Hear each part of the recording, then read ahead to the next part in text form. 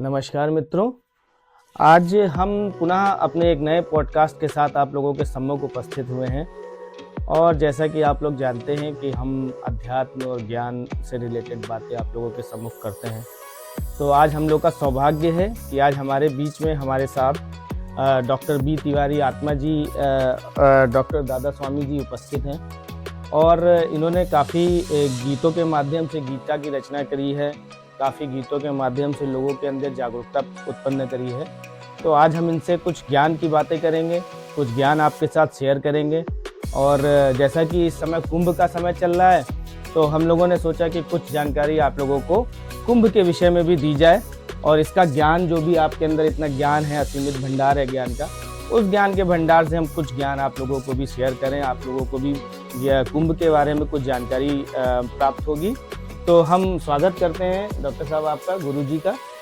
तो शुरू करते हैं हम। अब पहला सवाल आपसे। तो गुरु जी, पहला ये बताइए हमारे व्यूवर्स को कि ये कुंभ का हमारे ग्रंथों में क्या मतलब होता है और इसका क्या महत्व है। और ये कुंभ कहते हैं ना, कई प्रकार का होता है, अर्ध कुंभ, महाकुंभ, तो ये कितने प्रकार का होता है? तो कुछ थोड़ा सा ज्ञान हम लोग को भी शेयर कीजिए। सबसे पहले तो मैं आप सबको कुंभ के पावन नाम को लेने के लिए धन्यवाद दे रहा हूँ, जिससे कि आप लोगों ने सनातन धर्म के अंतर्गत, और सनातन धर्म जब से हमारा चला है तब से ये हमारे वेद शास्त्र जितने पुराण हैं उसके ऊपर ऋषि मुनियों ने अनुसंधान किया, और करने के बाद उन्होंने जो अनुसंधान दिया उसके ऊपर मैं आपको बताने जा रहा हूँ। जहाँ तक मेरी नॉलेज है, जहाँ तक मैंने अध्ययन किया है। जब पहले तो कुंभ किसे कहते हैं? कुंभ का मतलब होता है घड़ा, कुंभ का मतलब होता है पवित्र कलश, कुंभ का मतलब होता है वह कलश जिसमें अमृत हो। तो ये कैसे उत्पन्न हुआ है, कहाँ से उत्पन्न हुआ, वो मैं आपको बताने जा रहा हूँ। देवताओं और राक्षसों में एक बार क्या हुआ कि दुर्वासा ऋषि जी के श्राप से देवताओं का बल जो है क्षीण होने लगा। और जब उनका बल क्षीण होने लगा तो उन्होंने श्री विष्णु जी से पूछा कि क्या किया जाए। उन्होंने बोला कि सदाशिव ही बताएंगे। सदाशिव ने यह बताया कि जब समुद्र मंथन होगा उसमें से अमृत कलश निकलेगा, और उस कलश को जब देवताओं को थोड़ा थोड़ा अमृत दिया जाएगा तो देवता लोग शक्तिशाली हो जाएंगे। और यही बात राक्षसों को पता चला, तो वो उन्होंने सोचा कि मैं भी शक्तिशाली बन जाऊं। तो वो दोनों पक्ष जो है समुद्र मंथन किए, और उसमें से जो कलश निकला अमृत का, जो कुंभ निकला, घड़ा निकला, उसको इंद्र जी के पुत्र लेकर भागे। और भागने के बाद जो जिन जिन जगहों में उसके कुछ बूंद गिरे, वो पावन जगह हमारे यहाँ कुंभ का मेला कहा गया। कुंभ का मेला हमारे यहाँ 4 जगह मानते हैं, और 4 जगहों पर वो अमृत बूंद कुछ गिरे। पहला हरिद्वार में, दूसरा त्रिवेणी में, जहाँ प्रयागराज कहते हैं आप। इसके बाद आप नासिक में जाते हैं, वहाँ पे तो नासिक के पास में त्र्यंबकेश्वर जगह है, वहाँ पे कुछ बूंदे, वहाँ पे नासिक में, और कुछ बूंदे जो है उज्जैन में, महाकाल के पास। तो ये चारों जगह कुंभ मनाते हैं। जो 6 वर्ष में आता है वो अर्ध कुंभ है, 12 साल में कुंभ आता है। और जो 12 साल 12 बार आए, 144, वो पूर्ण कुंभ है। ये पूर्ण कुंभ मनाया जाता है सिर्फ आपका त्रिवेणी में ही, जहाँ गंगा जी, यमुना जी और सरस्वती जी लुप्त रूप में है। तो ये हमारे कुंभ का सबसे बड़ा अमृत का, ये जो साल नक्षत्र सब देख करके जो किया जाता है, इस बार 14 तारीख को पहला शाही स्नान करेंगे लोग, और इसके बाद दूसरा स्नान मौनी अमावस्या को होगी, और तीसरा स्नान बसंत पंचमी को होगी। तो ये 3 स्नान शाही स्नान होगा। अब प्रश्न भी आगे आएगा, जनता जनार्दन जानना चाहेगी कि शाही स्नान क्या है, ये और जो नॉर्मल स्नान जो लोग करते हैं जी वो क्या है, और दोनों में क्या अंतर है। जी जरूर। शाही स्नान के बारे में ये है कि जो हमारे नागा साधु हैं अपने परंपरागत प्रकृति की पूजा करते हैं। पहले 5 तत्वों से साधना करके पूजा करते हैं अपने इष्ट को, सूर्य की आराधना करके, और आराधना करने के बाद, उनकी पूजा करने के बाद, अर्चना करने के बाद जो स्नान करते हैं, उसके बाद वो पूरा स्थान पवित्र हो जाता है, पावन हो जाता है, अमृतमय हो जाता है। इसके बाद जन साधारण के लिए खोला जाता है कि भाई आप स्नान कीजिए, क्योंकि जो तपस्या हमारे नागा साधु किए रहते हैं, उस तपस्या का फल जो आकर के अपनी साधना का फल जाकर गंगा मैया को, त्रिवेणी को समर्पण करते हैं, कुंभ को समर्पण करते हैं। जी। अच्छा, तो अभी आपने ये जो नागा लोगों का वर्णन किया है, ये नागा लोग कौन होते हैं और इनका जो है क्या महत्व है कुंभ के मेले में? इनका महत्व बहुत ही उत्तम है। और सबसे पहले तो मैं आपको बताऊं कि नागा जो परंपरा है कहाँ से शुरू हुई। जब हमारे सनातन धर्म का मुगलों द्वारा लुप्तीकरण किया जाने लगा, समाप्तिकरण करने लगे लोग, तो हमारे शंकराचार्य, आदिगुरु शंकराचार्य महाराज ने नागा परंपरा को स्थापित किया, जो धर्म की रक्षा करे, जो अपने तन को, मन को समर्पण करके और प्राण को समर्पण करके सनातन की रक्षा करे, अपने वेद शास्त्रों की रक्षा करे। आपको जानकर खुशी होगी कि आपको ये बार बार कहा जाता है, या YouTube में भी आप पढ़े होंगे, कितने बार सनातन को समाप्त किया गया, लेकिन सनातन समाप्त नहीं हुआ। न होने का कारण क्या है? न होने का कारण सबसे बड़ी बात ये रही है कि सनातन की रक्षा हमारे जो नागा साधु हैं, हमारे वेदों की, पुराणों की, इन्होंने रक्षा की। जहां से वो जलाते थे जब मुगल लोग, या जब भी उन्होंने उसको समाप्त करने का प्लान किया, बनाया, तो वहां से वो लेकर के कंदराओं में चले गए, अपने कुटिया में चले गए, जहाँ संगठित होकर के हमारे वेद शास्त्रों की रक्षा किया हमारे नागा। ये सबसे बड़ी बात कि आज हम सनातनी सिर ऊंचा करके खड़े होते हैं, ये नागा तो हमारे जो दिव्य नागा साधु हैं उनके चलते होते हैं।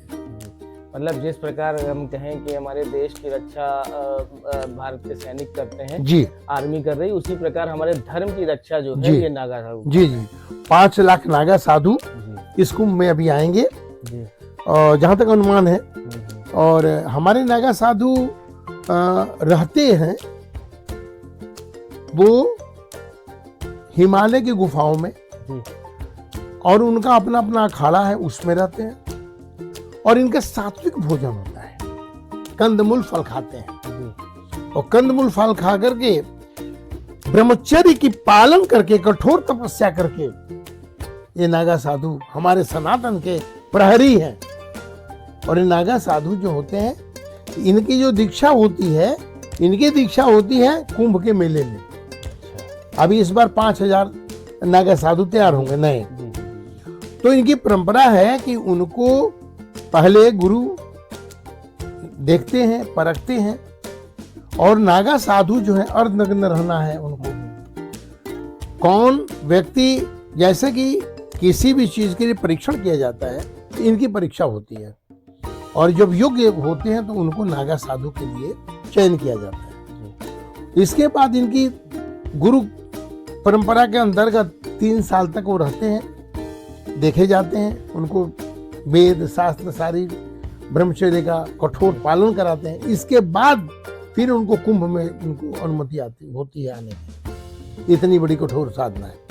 और नागाओं में 2 तरह के हमारे नागा जो होते हैं, 4 नागा होते हैं। अच्छा। और चारों जगह दीक्षा दी जाती है। सबसे पहले दीक्षा हरिद्वार में दी जाती है, तो उनको बर्फानी नागा कहते हैं।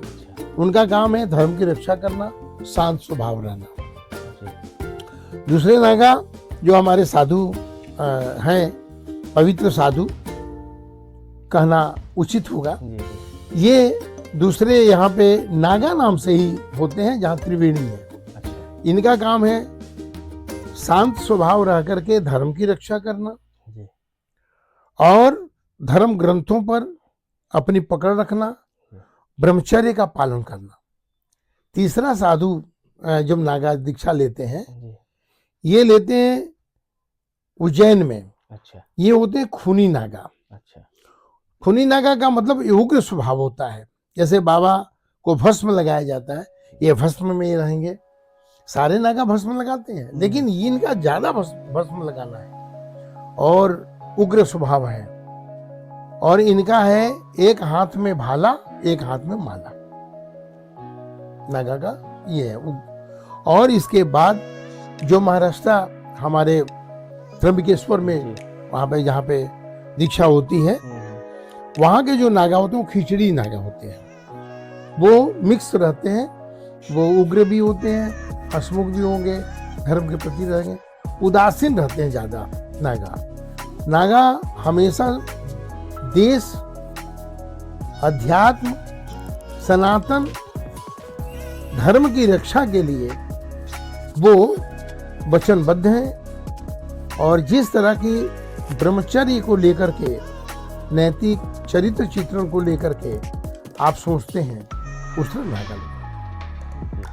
जैसे अभी आपने बताया कि नागा के अलावा कुछ अन्य भी अखाड़े होते हैं जो कि यहाँ पे आते हैं, यहाँ पे स्नान वगैरह करते हैं, तो ये अन्य अखाड़ों की स्थापना का क्या महत्व है और ये इनका क्या कार्य होता है? जिस प्रकार आपने बताया नागा लोग हमारे धर्म की रक्षा करते हैं जी, और ये जो अन्य अखाड़े हैं, जैसे नागा लोग अभी आपने बताया अर्धनग्न होते हैं, अर्धनग्न होने का सिद्धांत कुछ ऐसा है कि वो प्रकृति के प्रेमी होते हैं। जी जी, अर्धनग्न भी है, नग्न भी रहते हैं, क्योंकि वो प्रकृति को ही सब कुछ मानते हैं। प्रकृति अच्छा उनके लिए ईश्वर है और प्रकृति ही उनके लिए सब कुछ है, इसलिए वो प्रकृति के निकट रहने के लिए वो बाहरी चीजों का आडंबर नहीं लेते। जी जी। और इसी की तरह अन्य अखाड़े जो वहाँ पे आते हैं, उनका क्या महत्व है? अन्य अखाड़ों का ये कार्य है कि जो हमारे जो जनमानस आए जी, जो कल्पवासी हों, उनको एक मार्गदर्शन दें, क्योंकि नागा साधु सबसे मिलते नहीं हैं। ये जनमानस से मिलते हैं, ये प्रवचन करते हैं गीता पे, महाभारत पे, रामायण पे, अलग अलग हमारे ग्रंथों पर अलग अलग शिविर बना करके साधु संत आते हैं और अपना अपना वो ज्ञान देते हैं। और सारी जो जनता जनार्दन है उनके अंदर एकता, अखंडता, प्रेम, त्याग की पाठ पढ़ाते हैं, जिससे कि सनातन सुदृढ़ हो। और नागा साधुओं का भी अगवानी करने के लिए और उनके लिए भी पथ प्रदर्शन, उनका आगे से आगे उनकी अगवानी की जाए, उनका स्वागत किया जाए, इसलिए ही हमारे अनपथ के लोग भी रहते हैं। इसीलिए मतलब मेरा ये मानना है कि वहाँ पे ज्यादा से ज्यादा लोगों को जाना चाहिए जी, और ज्यादा से ज्यादा इस अवसर का लाभ उठाना चाहिए, क्योंकि अगर हमें इतना ज्ञान मिलने का अवसर प्राप्त हो रहा है जी, तो हमें जरूर उठाना चाहिए जी। अच्छा, अभी जैसे आपने एक शाही स्नान के बारे में बताया जी, तो जैसे जो आम लोग, जो हम जैसे आम लोग जो जाते हैं स्नान करने, उनके स्नान का क्या विधि है वहाँ पे? देखिए, आम स्नान जो लोग करते हैं वो जाते हैं, वहाँ स्नान करते हैं, गंगा मैया को प्रणाम करके अपने घर से अपने सुपारी, हल्दी, नारियल लेकर जाते हैं, वहाँ घाट पे पूजन करते हैं, पूजन करके स्नान करके फिर दान करते हैं जी। दान का बहुत बड़ा महत्व है और ये 144 साल बाद ये आया है। ये बहुत ही बड़ा पूर्ण कुंभ है।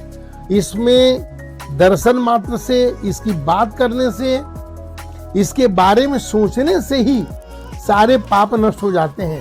अगर जो स्नान करेगा उसका तो पुण्य जागृत हो जाएगा, उसके पितृ सारे बैकुंठ धाम जाएंगे और वहाँ पितरों का तर्पण होता है। पितरों का जब तर्पण होता है, पितृ प्रसन्न हो जाते हैं। पितरों के लिए एक शब्द में बार बार प्रार्थना करता हूँ। हमारे जो पितृ थे बड़े मजबूत हुआ करते थे, लंबे चौड़े हुआ करते थे, सोने के कुंडल उनके कान में होता था और उनके वक्ष स्थल पे सोने के आभूषण हुआ करते थे। तो हम लोग रोज प्रार्थना करते हैं, कान में कुंडल, गले में हार, सब पितरों की जय जयकार। जी जी। तो इसी तरह हमारे वो पितृ तृप्त हो जाते हैं। और गीता जी का 3रा अध्याय और 7वां अध्याय का पाठ लोग वहां करते हैं अपने पितरों को बैकुंठ धाम भेजने के लिए।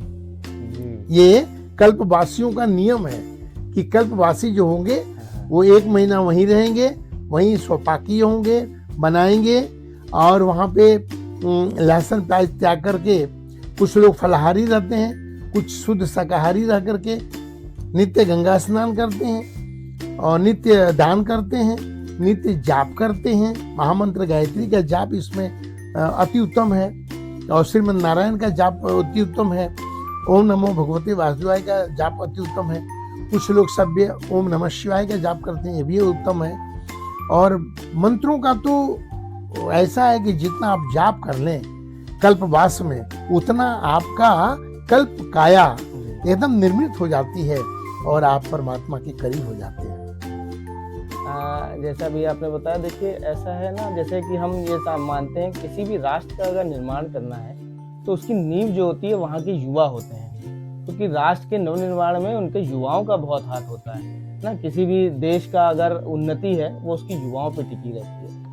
तो जो इस तरीके के कुंभ के मेले लग रहे हैं और महाकुंभ हो रहा है, इसका हमारे आज के समय में हमारे भारत देश के युवा कैसे लाभ उठा सकते हैं, कैसे उनके अंदर ऊर्जा का संचार हो सकता है, पॉजिटिव ऊर्जा का संचार हो सकता है, थोड़ा सा इसके बारे में हमारे युवाओं को भी ज्ञान दीजिए। बहुत उत्तम प्रश्न आपने किया, क्योंकि हमारे जो युवा है वर्ग है वो हमारी रीढ़ है आने वाले समाज का।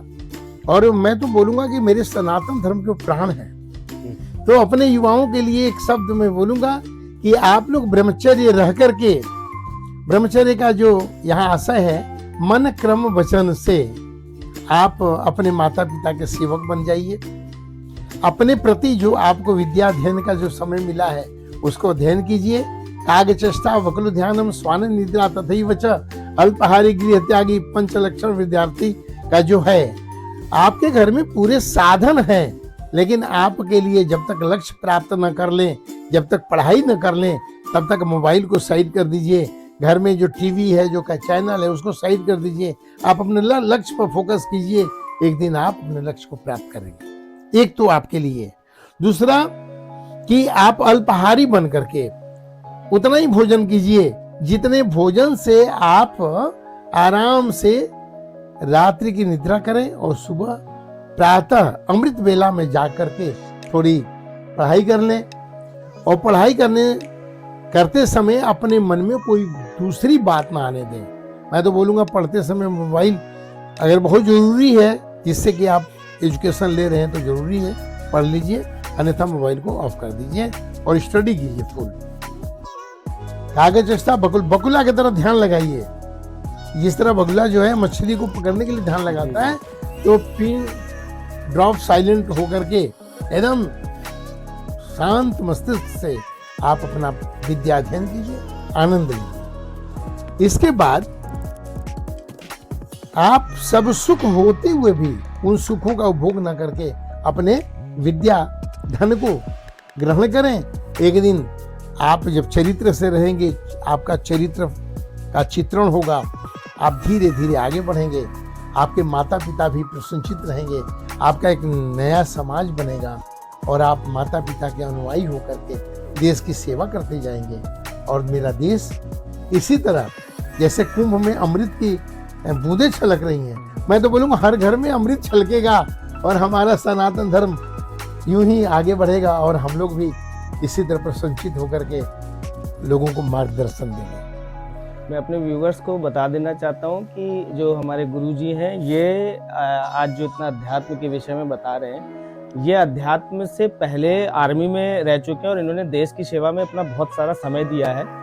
तो जिस प्रकार से मैं अपने युवाओं को जरूर बताऊंगा कि जिस प्रकार से देखिए इन्होंने देश की सेवा की और आज धर्म की सेवा कर रहे हैं, समाज की सेवा कर रहे हैं। तो आप लोग भी ऐसा नहीं है कि अगर अध्यात्म की तरफ चले जाएंगे तो अपने कर्मों से आप हट जाएंगे। आप अपने कर्म की तरफ फोकस करते हुए अपने देश के लिए, अपने देश के लिए सेवा में योगदान दे सकते हैं और साथ साथ अपने धर्म के प्रति भी अपना जो है कर्तव्य जो है उसका अनुसरण बहुत अच्छे से कर सकते हैं। इसका साक्षात उदाहरण देखिए, गुरुजी हमारे सम्मुख बैठे हुए हैं। तो मैं तो बस इनको धन्यवाद ही दे सकता हूँ।